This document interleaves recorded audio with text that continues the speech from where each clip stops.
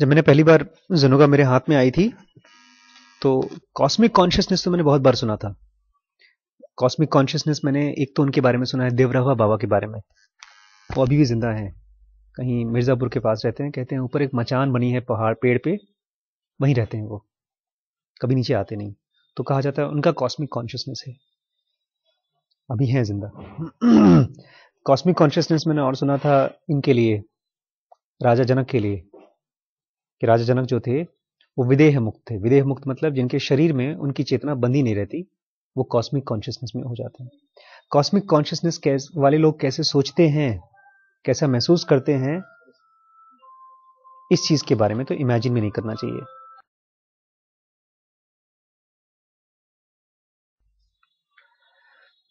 तो cosmic consciousness जिनकी होती है, वो कैसा सोचते हैं, कैसे फील करते हैं, इस चीज को हम लोग इमेजिन भी नहीं कर सकते। क्योंकि हम इमेजिन करने के लिए क्या यूज करते हैं? अपना दिमाग। और वो दिमाग में कौन सा पोर्शन? हमारा IESM। ये IESM ऐसे ही है जैसे आप स्केल से क्या नापने की कोशिश करें? समुंदर की गहराई, गहराई भी नहीं बोलेंगे, समुंदर का पानी का वॉल्यूम, कितना पानी है समुंदर में। कितनी भी बड़ी स्केल हो, आप समुंदर के वॉल्यूम को नहीं नाप सकते, वो अलग डिमेंशन है। तो कॉस्मिक कॉन्शियसनेस जो चीज होती है, उनको हम इमेजिन नहीं कर सकते, क्योंकि हमारी सारी इमेजिनेशन थॉट्स और फीलिंग्स में चलती है, और उनकी इस तरह से काम नहीं करता दिमाग। इसलिए हमको इमेजिन नहीं करना चाहिए। अगर हमारे सामने कोई बंदा आता है, तो अगर हमारा मन कहता है कि क्या ये सचमुच में इसका कॉस्मिक कॉन्शियसनेस है, डोंट ट्राई टू थिंक, नहीं काम करेगा वो, क्योंकि जो भी आप सोचेंगे वो गलत ही रहेगा। तो क्या करें? उसके ऊपर छोड़ दें, वो आपको चूज करता है। मास्टर चूज करते हैं डिसाइपल को, डिसाइपल कभी चूज नहीं करता है। और जो डिसाइपल मास्टर्स को चूज करते हैं, वो गलत गलत चॉइस होता है। बहुत से लोग की आश्रम चलते हैं इस तरह से। तो वही बोल रहा है, जब मास्टर्स पहली पहली बार इसको मिले, पीजे सहर जी को जब पहली बार मास्टर मिले, तो बड़े खास तरीके से बोलते हैं कि तुम हमारे हाइट्स को और डेप्थ को देख रहे हो। आमतौर पे लोग ऐसा करते नहीं हैं। आमतौर पे लोग क्या करते हैं? खाली डेप्थ को देखते हैं। हम लोग भी स्पिरिचुअलिटी किस चीज को बोलते हैं? जब कोई आदमी बहुत गहरा होता है, जिसकी पकड़, समान चीजों में पकड़ गहरी होती है। हम अपने भी जब आध्यात्मिक चीजें करना चाहते हैं, जब ध्यान करना चाहते हैं और पूजा करना चाहते हैं, तो हम गहरे जाना चाहते हैं अपनी लाइफ में। लेकिन हम इसको एडवांसमेंट नहीं बोलते, इसको हम हाइट नहीं बोलते हैं। अगर हमारे सामने दो लोग आ जाएं, एक जो 10 घंटे ध्यान कर सकता हो, और एक जिसके पास 10,000 करोड़ की प्रॉपर्टी हो, तो सोसाइटी किसको सक्सेसफुल बोलेगी? इसलिए जिसके पास ज्यादा पैसा हो। तो हाइट्स हम लोग किसके लिए बचा के रखते हैं? जो सक्सेसफुल होते हैं। डेप्थ हमने बचा के रखा है किसके लिए? नॉलेजेबल के लिए, जो स्पिरिचुअलिज्म के लिए।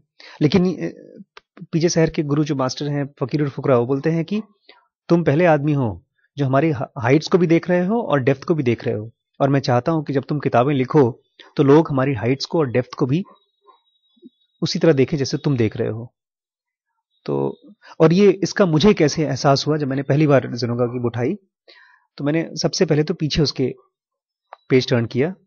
उसमें देखा मैंने राइट एंगल ट्रायंगल बने हुए हैं, और पाइथागोरस थ्योरम जैसे कुछ बना हुआ है, एंगल्स बने हुए हैं, और वो लिखा है कि these are the centres of mind. मुझे लगा ये कैसे?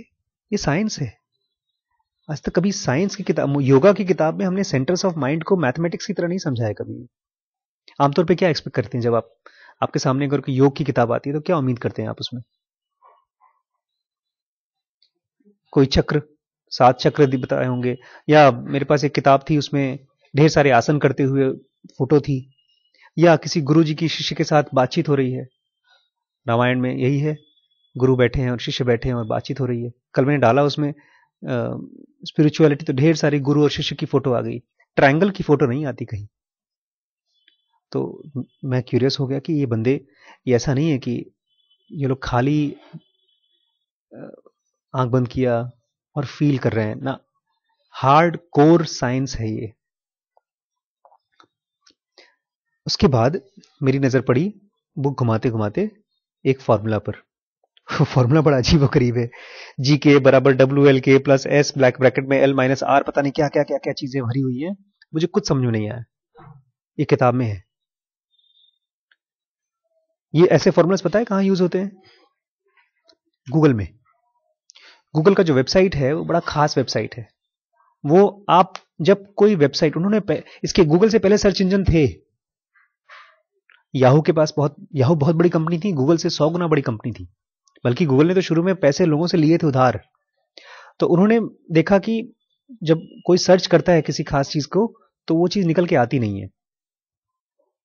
तो उन्होंने क्या किया, एक ऐसा एल्गोरिदम बनाया, ऐसा फॉर्मूला बनाया जिसमें कि अगर आप कोई चीज सर्च कर रहे हैं और मैं भी उसी नाम से सर्च कर रहा हूं और 10 लोग और उसी चीज को सर्च कर रहे हैं, और जितनी लोग उस साइट पर पहुंचते हैं उसकी साइट की वैल्यू बढ़ती जाती है। पहले ऐसा नहीं था। पहले लोग कैसे सर्च करते थे? अल्फाबेटिकली, जैसे डिक्शनरी में।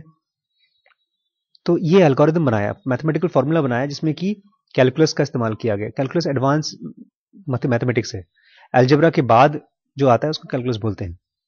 इस तरह की मैथमेटिक्स का इस्तेमाल इस किताब में हुआ है। और किस लिए? ये चेक करने के लिए कि आप जब मरेंगे तो कितने साल बाद कहां पैदा होंगे। साइंस में कम से कम आप नाप तो सकते हैं, चीजों का मेजरमेंट तो नाप सकते हैं। ये आप कैसे नापेंगे? उसमें क्या नापते हैं पता है? ये लोग नापते हैं रिजल्टेंट इंटेंसिटी ऑफ प्लैनेट, ग्रहों की रिजल्टेंट इंटेंसिटी। वो कैसे नापते हैं? वो नापते हैं क्या क्या चीजें, ढेर सारी चीजें हैं इसमें, कि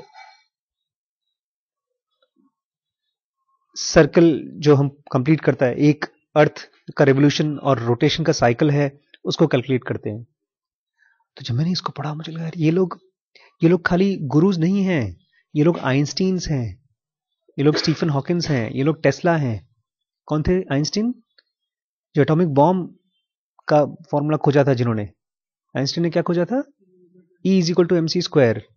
उन्हीं की वजह से वो नागासाकी और हिरोशिमा में बॉम्ब फटा था। पता है क्या बोला था आइंस्टीन ने जब पहली बार बॉम्ब फटा था? उनको इतना खराब लगा था अपनी डिस्कवरी पर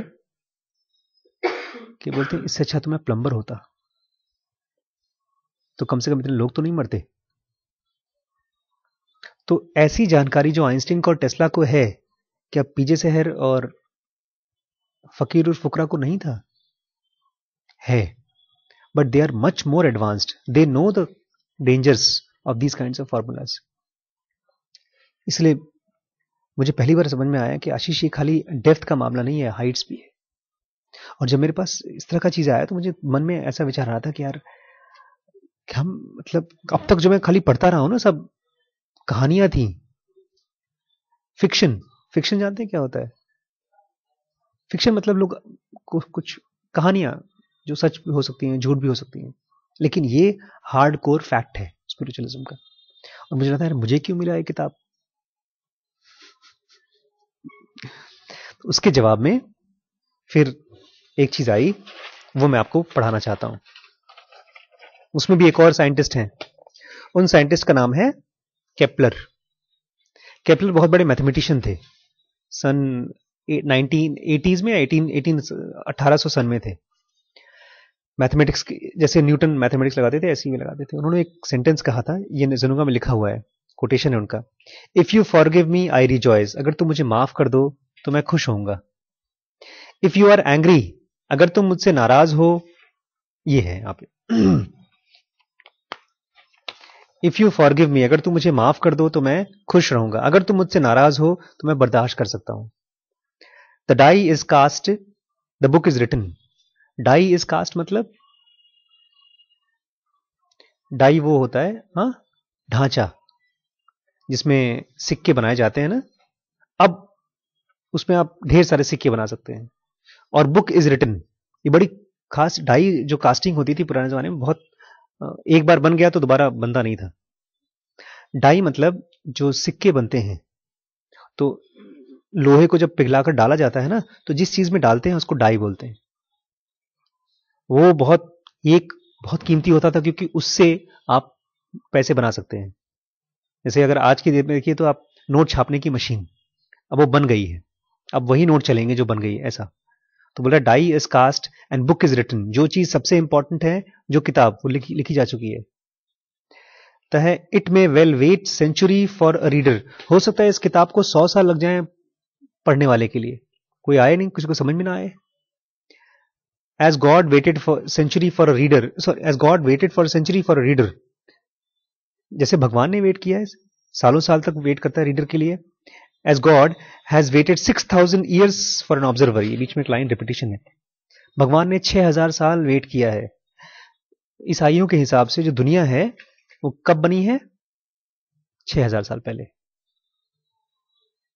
वो कहते हैं भगवान ने सबसे पहले दिन बनाया, फिर रात बनाई, फिर जानवर बनाए, फिर आदम और ईव बनाया। तो जो पहला आदमी था उसका नाम था आदम, और पहली औरत थी उसका नाम था ईव। तो भगवान बहुत जल्दबाजी में नहीं था, वो आराम से कर 6,000 साल, वो चाहता तो खट से बना देता। तो भगवान जल्दबाजी में नहीं, बोलता ऐसे हम भी जल्दबाजी में नहीं। अगर तुम्हें इस किताब को पढ़ के नहीं कुछ हो रहा है तो चिंता मत करो, जाओ अपना काम करो। लेकिन जो वो चीज जो सबसे इंपॉर्टेंट है वो लिखी जा चुकी है।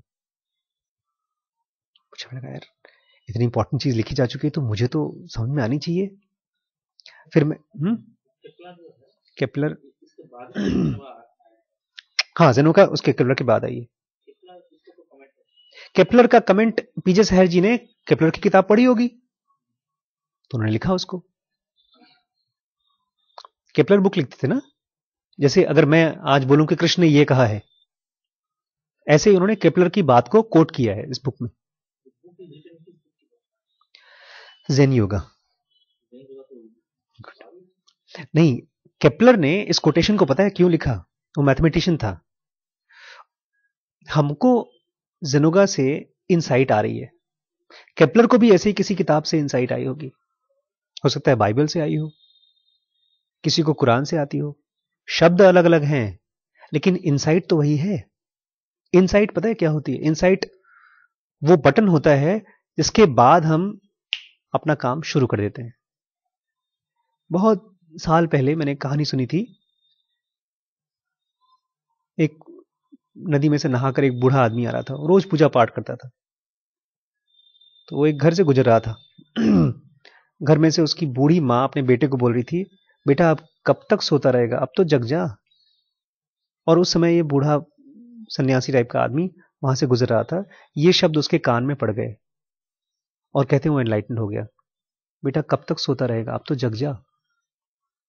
ये एक सेंटेंस उसने कई बार सुना होगा, लेकिन ये एक सेंटेंस ने वो काम किया उसके ब्रेन में जो सालों से नहीं हो पाया था।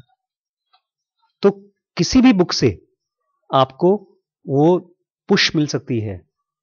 केपलर को मिली होगी कभी किसी बुक से, तो उसने लिखा होगा उस किताब के लिए। वही चीज पीजे सहर इसके लिए भी लिख रहे हैं कि मैंने फिर से वो किताब लिखी है। गीता में एक श्लोक है, यदा यदा हे धर्मस्य ग्लानिर्भवति भारत अभ्युत्थानम अधर्मस्य तदात्मानम सृजाम्यहम्। मतलब जब जब धर्म की हानि होती है, उसका मतलब धर्म की हानि ये नहीं होता कि लोग मर रहे हैं, चोरी हो रहा है, रेप हो रहा है, ये नहीं है खाली, ये भी है। धर्म की हानि ऐसे भी होती है जब आप एक बुक पढ़ते हैं और आपको समझ में नहीं आता। 5,000 साल पहले लिखी गई किताब, अब तो बेचारे लोगों को संस्कृत भी नहीं आती। मैंने तो पढ़ा है संस्कृत 4वीं 5वीं तक, मुझे भी नहीं आती संस्कृत। तो मतलब अब धर्म की हानि है, अब मैं अगर उसी किताब को पढ़ूं कृष्ण की तो मेरे लिए मुश्किल हो जाएगी। तो अब उसको फिर से स्थापना करने के लिए एक कोई आदमी ने फिर से उसको लिखा है, धर्म की स्थापना की है। तो पीजे सहर ने उसको किताब लिखी फिर से, संस्कृत में नहीं लिखी, इंग्लिश में लिखी, कॉमन भाषा में।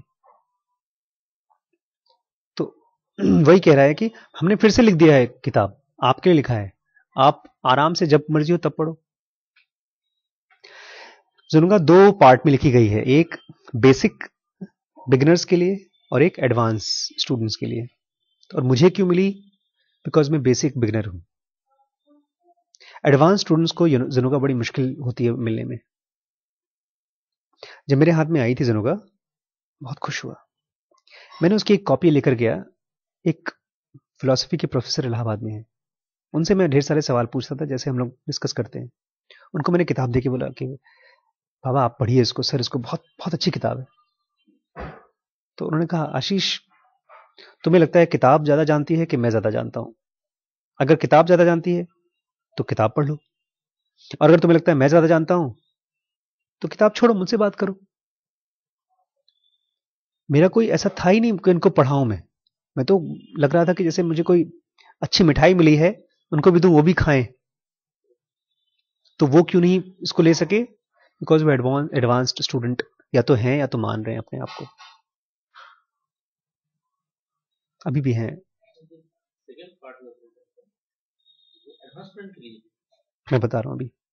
तो फर्स्ट पार्ट है बिगिनर्स के लिए, लेकिन बिगिनर्स का मतलब क्या है, ये थोड़ा खास है।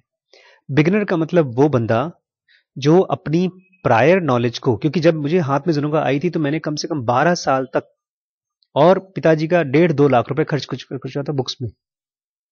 वो सारी बुक्स स्पिरिचुअलिज्म की थी। 1.5-2 लाख में से खाली 10-15 हजार की बुक्स मेडिकल की होंगी, बाकी सब आध्यात्म की थी। वो सब जानकारी दिमाग में होने के बावजूद जब मैंने जुनूगा उठाया और पढ़ना शुरू किया, मुझे लगा मैं कुछ नहीं जानता हूं उन सब के बारे में। तो बिगिनर कौन?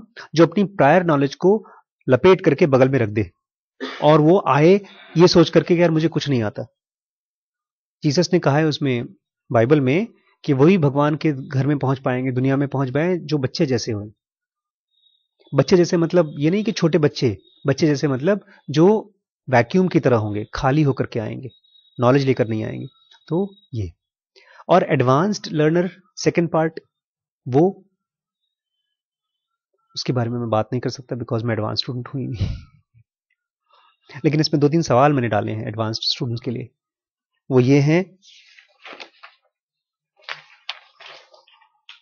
How do you know that you are advance student? ये क्वेश्चन अगर एडवांस स्टूडेंट्स हैं तो उनको ये पूछना चाहिए कि हमको कैसे पता कि हम एडवांस स्टूडेंट्स हैं।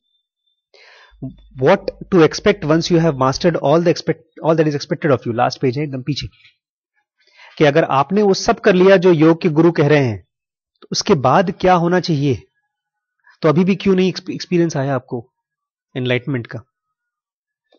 और लास्टली, एडवांस्ड स्टेज के पिटफॉल्स क्या हैं, खतरे क्या हैं अगर हाई स्टेज पर पहुंचते हैं? मैं अभी वो स्टूडेंट नहीं हूं इसलिए मैं जानता नहीं, लेकिन एक क्वेश्चन जनुगा पुटअप करता है एडवांस्ड स्टूडेंट्स के लिए। बहुत से खतरे हैं एडवांस स्टेजेस पे, और अगर वो नहीं पता है तो हम बहुत गहरे गिर सकते हैं।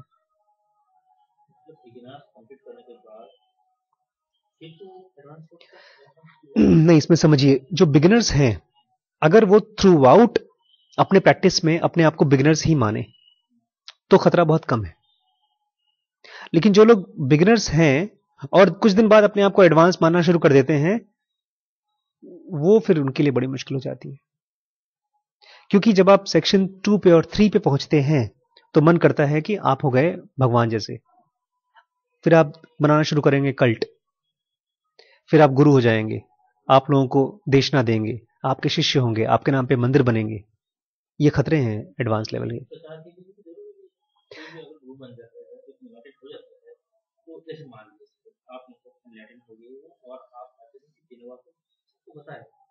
वो समाज सोसाइटी का भला के लिए है, तो उसके लिए सोसाइटी आपको बिल्कुल बिल्कुल बिल्कुल बिल्कुल। इसमें खाली खतरा ये है कि जब आप एडवांस्ड स्टूडेंट हो जाते हैं और काम करते हैं समाज के लिए, तो कहीं ऐसा ना हो कि उस काम में आपकी अपनी जो सर्च है वो सेकेंडरी हो जाए। जब लोग इकट्ठा होते हैं, आपको पैर छूते हैं, बड़े बड़े बिजनेसमैन आपको हवाई जहाज में अपने यहाँ बुलाते हैं, तो आपको लगने लगता है कि मैं इतना वीआईपी हूं। एक छोटी सी मैं कहानी बताऊं, करेगा क्या बिगिनर? अपने आप को बिगिनर मानना है। अगर आप बिगिनर समझ सकते हैं अपने आप को, तभी सेक्शन 4 में पहुंचेंगे आप। अदरवाइज इवन सेक्शन 3 में बहुत से स्टूडेंट्स घूम रहे हैं बहुत सालों से। एक संत, उनकी संत नहीं, प्रेमचंद की एक कहानी का नाम है नशा। सुना है, पढ़ा है? उसमें वो कहानी ऐसी है कि एक कॉलेज में बच्चे पढ़ते थे, तो एक बहुत अमीर था, एक गरीब था, दोनों फ्रेंड्स थे। तो छुट्टियों में लोग अपने अपने घर जा रहे थे, तो गरीब अपने घर नहीं जाना चाहता था, वहां पर बहुत गरीबी थी घर पे उसके, तो हॉस्टल में रहना पड़ना चाहता था। तो उसका जो अमीर फ्रेंड था वो बोलता, तू मेरे साथ चल छुट्टियों में। तो ये वहां गए, तो गया था फर्स्ट क्लास में, उसके पास पैसे थे, उसके साथ गया, वहां पर गया तो वहां पर वो अमीर था, उसके उस घर में नौकर चाकर। तो जैसे स्टेशन पे उतरा, उसके सामान नौकर ने उठाया, गाड़ी में गए, इसका भी सामान नौकर ने उठाया। फिर वो गया उसके घर पे, एक हफ्ते 10 दिन महीने भर के लिए खूब, मालिक अमीर आदमी का दोस्त, तो ये भी लोग रिस्पेक्ट मिला उसको। फिर वापस आते समय उसने दोस्त से कहा, तुम चल जाओ वापस, मैं बाद में आऊंगा, उसके अमीर दोस्त ने कहा। तो जब वापस आ रहा था तो उसका टिकट थर्ड क्लास का था। जब वो अंदर घुसा तो चिढ़ गया थोड़ा सा, सामान हटाओ यहां से। तो अंदर में एक कम पैसेंजर बोलता है, क्या समझते हो अपने आप को? तो बोलता है, तब मेरा नशा उतरा। 1 महीने में उसको नशा चढ़ गया था अमीरी का। तो सेक्शन 2B और 3 का तो बहुत बड़ा नशा है। हम लोग को ये देखते रहना पड़ेगा कि हम कर किस ले रहे हैं, अपने लिए कर रहे हैं कि दूसरे के लिए कर रहे हैं। कहीं ऐसा तो नहीं कि बचपन में हमको रिस्पेक्ट नहीं मिला तो अब हम आध्यात्म से रिस्पेक्ट इकट्ठा करने की कोशिश कर रहे हैं। तो दीज आर द पिटफॉल्स जो अभी जिनोगा में शुरू में नहीं बताया गया है, लास्ट में बताया गया है, बार बार बताया गया है।